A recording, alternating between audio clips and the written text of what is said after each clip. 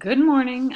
This is your instructor, Instructor Blanchard here, or Mrs. Blanchard. I was just wanted to put together a small video to kind of walk you guys through the classroom. I've heard from students in the past that it's a little overwhelming. There's a lot of places to click. There's just a lot of things to see within the classroom, and they weren't really sure where to find them.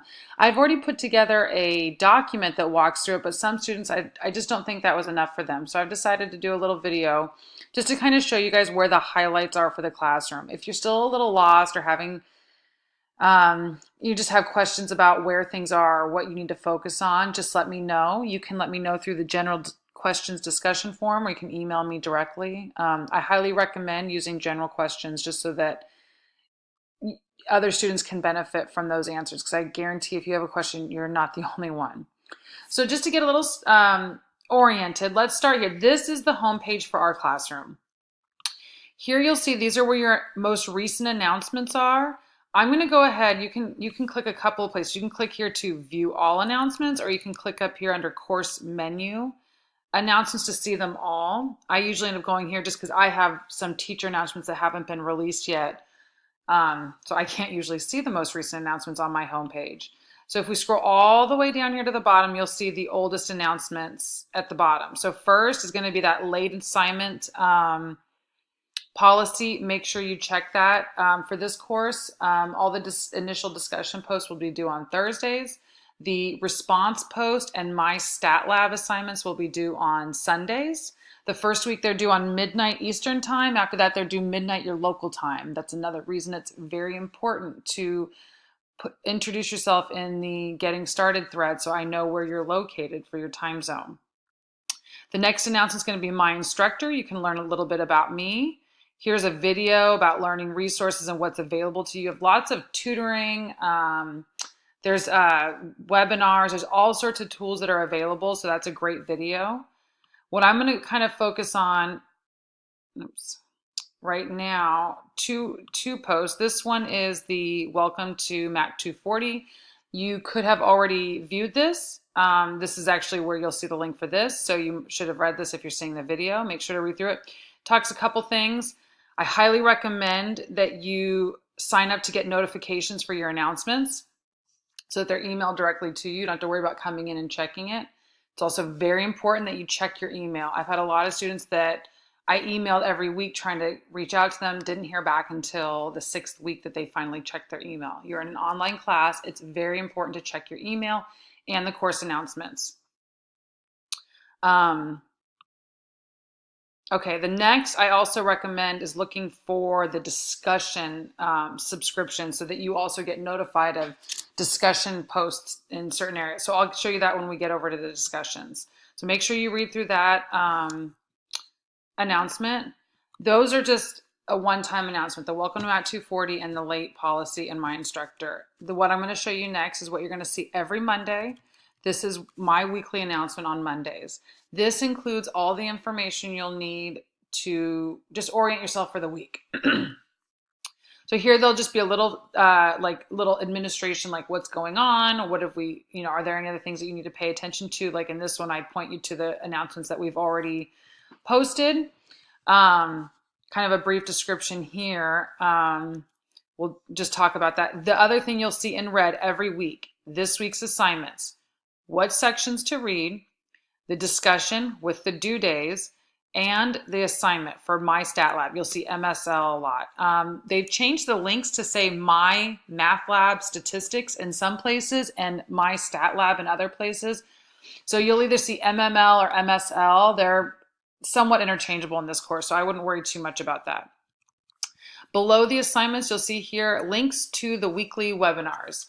These webinars are a great tool. Now, I will caution you, updates have been made to the MSL, the My Stat Lab assignments, and to some of the text materials. However, these are still a great tool. The professor who put these together walked through all of the homework problems, how to do them, a little methodology, how to do them in StatCrunch, how to do them manually. It's really a great tool. So even though there have been some changes, it's very obvious when you see the problem in his video and the problem in my stat lab. The methodology is still a great tool. Unfortunately, no one's redone these. I'm looking into getting the tools to update them now, but unfortunately, I don't have that available at the time. They're still a great, great tool. I highly recommend them, especially if you start the first assignment and you feel a little over your head. Go check out at least a couple of the problems that are similar in the YouTube videos. You can scroll ahead to a problem that looks just like the one you're having a hard time with. There's also these supplemental videos. These were made a session or two ago. I'm not as familiar with these. They're also extremely helpful. And one thing I want to point out is that there will be like a certain number of videos for each week. I'll post that in my announcement, which videos correspond to this week's module. The last video of each week actually covers a little bit of background for the discussion posts.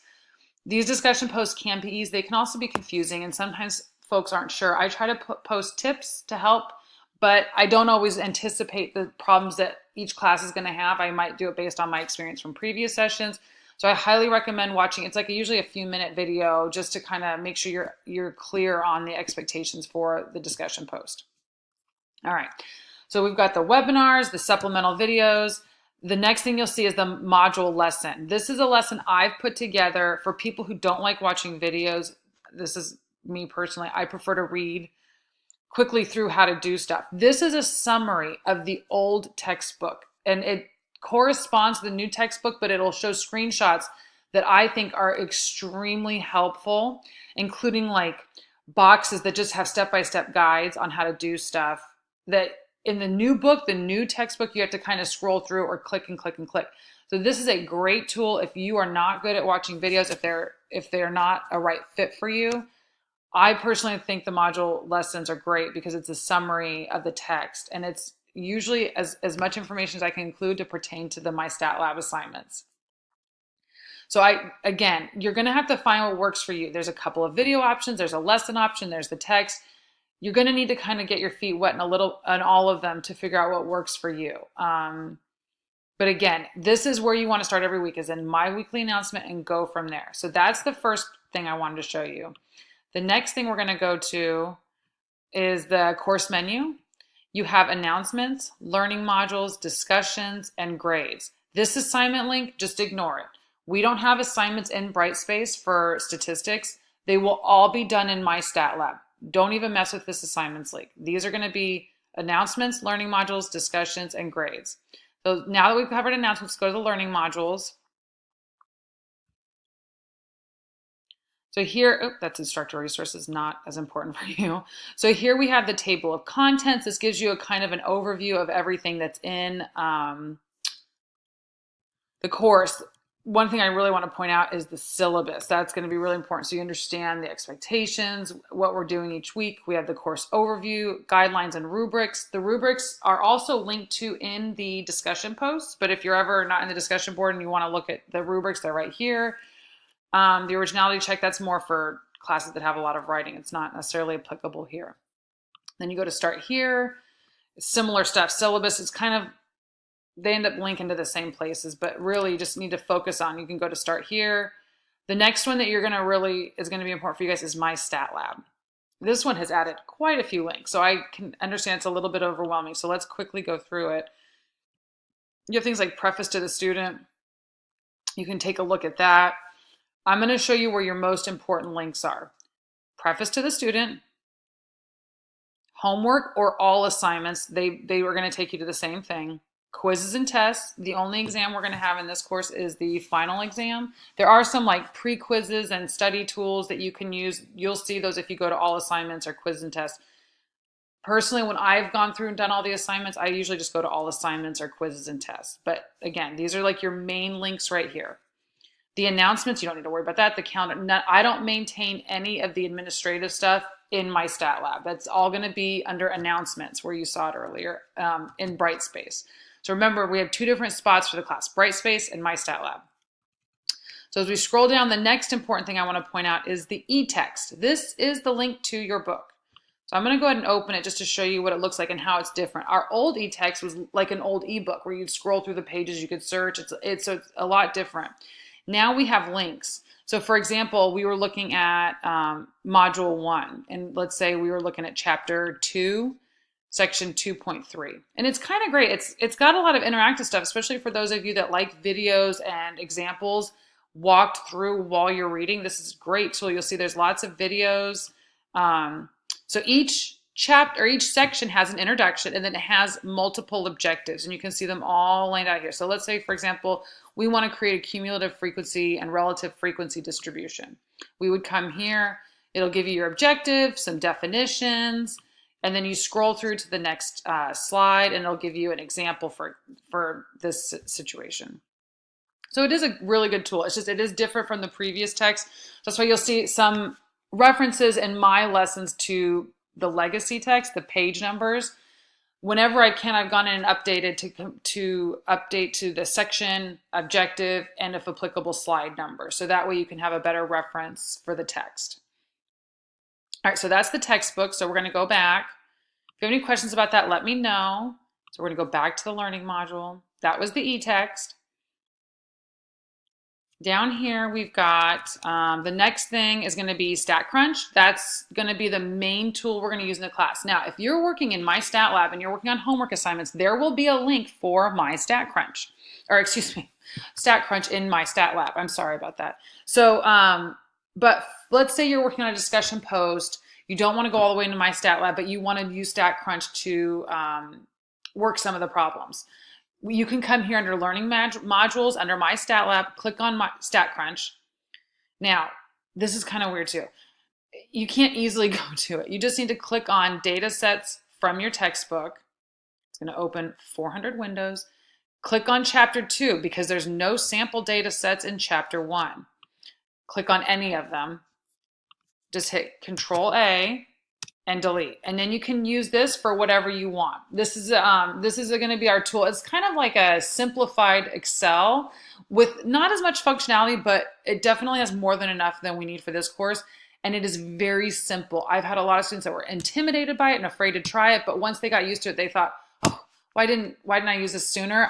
I've had students email me that. So I recommend diving in and just kind of getting acquainted with StatCrunch. It will save you time and a lot of stress down the road.